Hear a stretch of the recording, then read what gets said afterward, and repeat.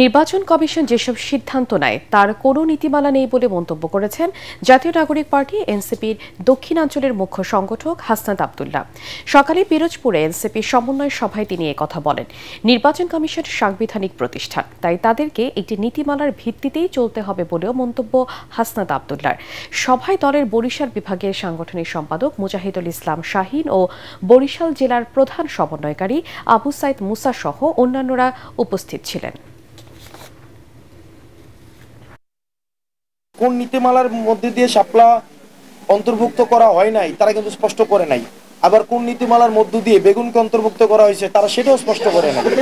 আবার গতকাল দেখলাম যে আবার তারা শাপলা কলিকে অন্তর্ভুক্ত করছে। এটা আসলে কোন নীতিমালার ভিত্তিতে করছে সেটা স্পষ্ট না আমাদের কাছে।